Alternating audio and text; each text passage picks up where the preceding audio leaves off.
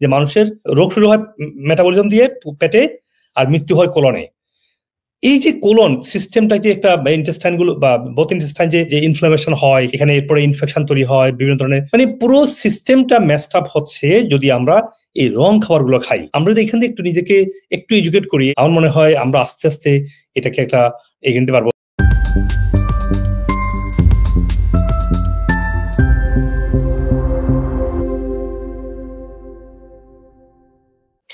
এই যে আমরা যে এখন চাল খাই, এই চালটা মূলত এর ভিতরে উপরে 6টা লেয়ার ছিল, 6টা লেয়ার, এবং ওই 6টা লেয়ার কি করতো, ওইটার মধ্যে ফাইবার ছিল।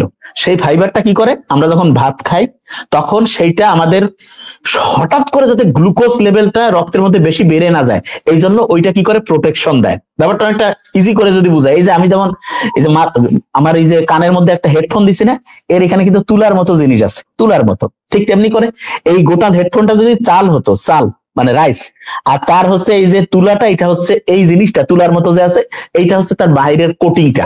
তার মানে 6টা সুন্দর ছোট ছোট মানে সূক্ষ্ম সূক্ষ্ম লেয়ার আছে, এবং ওই লেয়ারটা কি করে আমার এটা যেমন আমার কানটাকে রক্ষা করতেছে, ঠিক তেমনি করে ওই চাল যেটার মধ্যে 6টা লেয়ার আছে সেইটা সহ যদি আমি খাইতাম, তাহলে দেখা যাইতো আল্লাহর রহমতে আমার রক্তের মধ্যে গ্লুকোজটা একবারে বাড়তো না। রক্তের মধ্যে যদি একবারে গ্লুকোজ না বাড়ে, তখন যে লাভটা হয় যেটা কি, সেটা হচ্ছে তখন আস্তে আস্তে আস্তে আস্তে যখন গ্লুকোজ আমার রক্তে আসবে, তখন আমার শরীর কোনো ইমার্জেন্সির মধ্যে যাবে না। তা আমাদের শরীরের মধ্যে প্রতি মুহূর্তে ইমার্জেন্সি। কিরকম, সকালে ভাত, দুপুরে ভাত, রাইতে ভাত, এবং ভাত খাচ্ছি আমরা কোন চালটার, যেই চালটার এই যে নরম যে ফাইবারটা সেটা নাই, ওইটা আমরা সরাই ফেলে। আমার আম্মা আছে দেখি, কয় চকচকে চাল সেটা ভালো লাগে না, বুঝে না তো। তো চকচকে চাল, এটা যে আসলে তো চাল চকচকে ছিল না, এটাকে চকচকে করছে, এবং এই চকচকে করতে গিয়ে মূলত চালের যে মেইন কোয়ালিটি সেটা ধ্বংস করে ফেলছে। এবং এটা এত ভয়ঙ্কর, আল্লাহ যদি আমাদের কর্মদিন সুযোগ দিত, বাংলাদেশে এই চাল খাওয়া বন্ধ করে দেওয়া দরকার, একদম কমপ্লিটলি বন্ধ করতেই হবে। কারণ এই চালটা হচ্ছে বিষ, সত্যি কথা বলছি, একদম পুরা বিষ। এর চতুর্দিকের যে 6টা আবরণ, যেটা মেইন পুষ্টি, সেইটা ফেলাই দিয়া শুধু বলা যেতে পারে প্লাস্টিক আকারের চাউল আমরা খাচ্ছি। এবং এইটার কারণে ভয়ঙ্কর যে দিকটা, সেটা হচ্ছে গ্লুকোজ লেভেল আচমকা বেড়ে যাচ্ছে। আচ্ছা, গ্লুকোজ লেভেল বাড়লে কি হয়? গ্লুকোজ লেভেল আচমকা বেড়ে যাওয়া মানে হচ্ছে এক জায়গায় আগুন লাগছে। আগুন যদি লাগে, সেই আগুন থামানোর জন্য ফায়ার ব্রিগেড কল দিতে হয়। তা আমাদের শরীরের মধ্যে এরকম একজন ফায়ার ব্রিগেড আছে, তার নাম হচ্ছে ইনসুলিন। ইনসুলিন এসে কি করে, আগুন লাগাইছে, এই এরা গ্যাঞ্জাম করতেছে, এদেরকে কোষের ভিতরে ঢুকায়। ইনসুলিন এসে কোষের ভিতরে ওদেরকে ঢুকায়। তো অনেকে বলবে, তাহলে ভাই ইনসুলিন তো বোধহয় ভালো কাজ করে। আচ্ছা, একটা বাড়িতে ঘন ঘন আগুন লাগতেছে, এটা কি ভালো কাজ? খুবই খারাপ কাজ। একটা বাড়িতে কেন ঘন ঘন আগুন লাগবে? যেই কারণে আগুন লাগে, সেই আগুন লাগার কারণটা আমরা বন্ধ করি। আমরা কি করতেছি, ভালো করে আগুন লাগাও, বেশি করে ইনসুলিন লাগাও। এবং হ্যাঁ, কিছু ক্ষেত্রে ইনসুলিন লাগে, যেমন মায়ের গর্ভে যখন বাচ্চা আসে, ওই সময় হচ্ছে যে ওষুধগুলো হচ্ছে ডায়াবেটিস কন্ট্রোল করে, সেগুলো খাইলে সরাসরি বাচ্চাকে ক্ষতি করবে, এই জন্য সেই সময় তার ইনসুলিন আমরা দেবো। এটা একটা বিশেষ ব্যবস্থা। কিন্তু সেই বিশেষ ব্যবস্থাটাকে, ইমার্জেন্সি কন্ডিশনটাকে যদি আমরা সবসময় ইম্পোজ করি, তাহলে সত্যিকার অর্থে ডায়াবেটিসের যে বড় আক্রান্ত হওয়ার মূল কারণ, এইটা হচ্ছে চাল, ভাত। এটা বুঝতে হবে, এটা 1 নম্বর।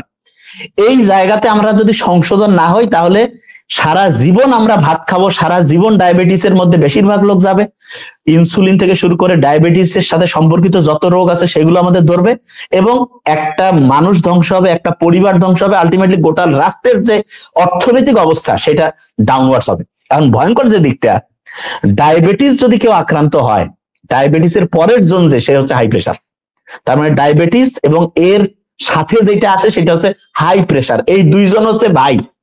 একজনের যদি ডায়াবেটিস আছে, তাহলে তার হাই প্রেশার চলে আসবে, হাই প্রেশার আসলে তার ডায়াবেটিস আসবে। তাই এই জায়গা থেকে আমরা যদি রক্ষা পেতে চাই, তাহলে অবশ্যই অবশ্যই আমাদের হচ্ছে চালের দিকে একদম সতর্ক দৃষ্টি। এই চাল খাওয়াই যাবে না, বন্ধ। কোন চাল খাইতে পারি? চাল খাওয়া তো সবচেয়ে যতটা কম খাওয়া যায় সেটা নিয়ে আমরা আসবো, কিন্তু যদি খাইতেই হয়, যেই চালটা ওই যে বাসায় যে আমরা বলে ওই যে সামে গাইনে এক কথায় ঢেকি ছাটা যে চাউলটা আছে, সেইটা খাবো। এবং চাল সর্বোচ্চ দিনে এক বেলা চাউল। অনেকে আবার কয় ভাত না খেলে বেরি খাওয়া হইলো। ভাত, ভদ্রলোক আগে ভাত খাইতো না, এই আমরা শুরু করছি একেবারে পাইকারি। আমার ছোট ভাইও এখন বোধহয় একটু কমাইছে। এই পাইকারি ভাত খাওয়া বন্ধ করা লাগবে, এটা খুবই খারাপ জিনিস, খুবই খারাপ। হ্যাঁ, তাহলে আমরা আবার এই জায়গায় আসবো ইনশাল্লাহ, এক এক করে আমরা রিভিল করব যে ভাত যে চাউলটা আমরা খাচ্ছি, এই চাউলের মধ্যেই সবচেয়ে বড় ধ্বংস শুরু হয়ে গেছে। এইটা থেকে আমাদেরকে হচ্ছে বের হইতে হবে, এটা 1 নম্বর। এবার স্যার বলবে, তারপর আমরা আবার যে আমি বললাম সাথে কতটুকু ঠিক আছে স্যার এটাকে ক্লারিফাই করতে পারবে আরো ভালো। আমি একটু পিছনে গিয়ে দেখি, আমরা কিন্তু যেটা আপনি বলছিলেন যে চমৎকার করে তুলে ধরছেন আপনি, আমরা এইভাবে তো সাইন্টিফিক্যালি আপনার মেকানিজম সহ আমাদেরকে বলা হয় না আমাদের অডিয়েন্সদেরকে। এখন থেকে মানে 30 বছর আগে আমরা যখন ছোট ছিলাম তখন কিন্তু আমরা এই ডিজিটাল চালি খেয়েছি এবং 3 বেলা ভাতে কিন্তু খেয়েছি আমরা, বা আমাদের বাবা দাদা খেয়েছে, তাতে কিন্তু কোনো ডায়াবেটিস হয়নি। তার মানে যদি ফাইবার থাকে, ব্রান, স্পার্ম এবং এন্ডোস্পার্ম যে লেয়ার গুলোর কথা বলছিলেন, সবগুলো যদি লেয়ার যদি ঠিক থাকে, সবগুলো যদি ভিটামিন বি গুলো, ফাইবার গুলো, গ্রেন গুলো এবং ভিটামিন বি, প্রচুর ভিটামিন বি থাকে ওই যে লেয়ারের মধ্যে, তো ব্রান, স্পার্ম, এন্ডোস্পার্ম এই যে লেয়ার গুলো যদি ঠিক মতো আমরা পেতাম বা ডিজিটাল চালটা খেতাম, তাহলে সুগার আজকে 3 বেলা খেলেও পারতো না। তো আমার মনে হয় আমি একটা জিনিস অ্যাড করি, মানে আপনি যদি ফুলটা বলেছেন ডক্টর নাবিল, একটা জিনিস অ্যাড করতে চাচ্ছি, সেটা হচ্ছে যদি ডায়াবেটিস হয়েও যায়, তার মানে এই না যে আপনি যেটা বলেন আমি ইনসুলিনের উপর ডিপেন্ড করে আমাকে ফিক্স করবো না। তাহলে যেই কারণে টিস্যুটা ইনসুলিন থেকে মানে সুগার নিচ্ছে না এটিপি আকারে, তার রেজিস্ট্যান্স হয়েছে, আমরা যদি টিস্যুকে যদি টক্সিন মুক্ত করতে পারি, তাহলে একটু বেশি সুগার হলেও এটা সহজে আসতে পারবে, বডিটাকে ব্যালেন্স করে ফেলতে পারতো। এখন at the same time liver যখন তার এনাফ গ্লাইকোজেন ধরে রাখতে পারছে না, সুগার গুলোকে গ্লাইকোজেন ধরে রাখতে পারছে না, তখন কিন্তু আপনার শরীরে খাওয়ার পরেই হচ্ছে ইনসুলিন নিয়ে আসতেছে, প্যানক্রিয়াসকে ওভারওয়ার্ক করতে হচ্ছে, প্যানক্রিয়াস এক্সস্ট হচ্ছে। তাহলে একটা লিভার, প্যানক্রিয়াস, আমাদের টিস্যুগুলো 3 দিকে সমস্যা। আমি এই জন্য আরেকটা জিনিস ফোকাস করছি, কেন এটা হচ্ছে আমরা আপনারা বুঝতে পারবেন। আমরা সকালে ঘুম থেকে উঠে আমরা দুধ চা খাবো, দুধ চার মধ্যে কি আছে? কনডেন্স মিল্ক, প্রচুর পরিমাণ চিনি। তারপর দুপুর নাস্তা করতে গিয়ে সিঙ্গারা খাবো, এখানে কি আছে? প্রচুর রং তেল, তেল না কিন্তু এগুলা, আমরা কিন্তু শরীর থেকে বড় হয়েছে। এখন যে তেলগুলা বেশি বানানো হচ্ছে রিয়েল অয়েল, তেলের মধ্যে একটা বিষাক্ত একটা পদার্থ। এরপরে আমরা যদি দেখি আরো কিছু, এখন প্রচুর প্যাকেজ খাবার আপনি দেখবেন, গ্রামেও শহরে তো আছেই, একটা ছোট দোকান মানে কয়েক হাজার প্যাকেট খুলছে। হ্যাঁ, তো এই যে প্রসেস খাবারগুলো, এখানে প্রচুর die, bleach, sodium ascorbate, sodium গ্লুকামেট, তারপর হচ্ছে এরপর পলিকার্বন তো আছেই। It's like a huge load of chemical. আমরা যখন খাই, মনে রাখবেন এই খাবারের মাধ্যমে এটা কিন্তু আমাদের এই যে 30 থেকে 35 ফিট লম্বা ডাইজেস্টিভ ট্র্যাক্ট ভেদ করে কিন্তু এটা ফুল থেকে বেরোতে পারে না। এই কেমিক্যালগুলো, প্রত্যেকটা কেমিক্যাল আমাদের বডি কোনো না কোনোভাবে অ্যাবজর্ব করে ফেলে, সেটা ইন্টেস্টাইন দিয়ে হোক, লিভার দিয়ে হোক। এই যে প্রচুর কেমিক্যাল অ্যাবজর্ব হয়ে আমাদের লিভার যেমন ক্লগ করছে, আমাদের টিস্যুগুলো, ইন্টারসেলুলার ফ্যাট গুলো আছে, ফ্যাটের মধ্যে প্রত্যেকটা ফ্যাটটা হচ্ছে একটা ডিপো, কারণ কেমিক্যাল গুলো কিন্তু ফ্যাটই বেশি অ্যাবজর্ব করে ধরে রাখে। তাহলে একে হচ্ছে আমরা বসে থেকে কাজ করি না, ফ্যাট জমা হয়, এক্সট্রা ক্যালোরি জমা হচ্ছে ফ্যাট আকারে, সেই ফ্যাট গুলোর মধ্যে আবার টক্সিন জমা হচ্ছে লিভারে, প্যানক্রিয়াসে, পুরো সিস্টেমের মধ্যে। এরপর colon big thing. Father of modern medicine hypocrite বলছিলেন যে মানুষের রোগ শুরু হয় মেটাবলিজম দিয়ে পেটে, আর মৃত্যু হয় কোলনে।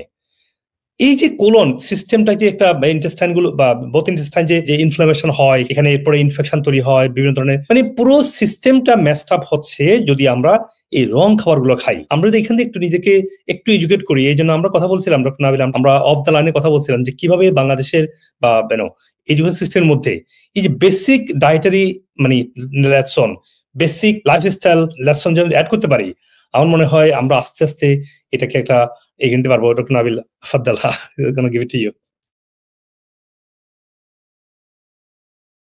সবাই কিন্তু মনে করে স্যার যে ডায়াবেটিকের ঔষধ সারা জীবনের জন্য খেতে হয়, কিন্তু স্যার আপনার ভিডিও দেখে আমি চ্যালেঞ্জ দিতে পারি স্যার, যে কেউ সুগারের ঔষধ থেকে, ইনসুলিন থেকে বেরিয়ে আসতে পারবে।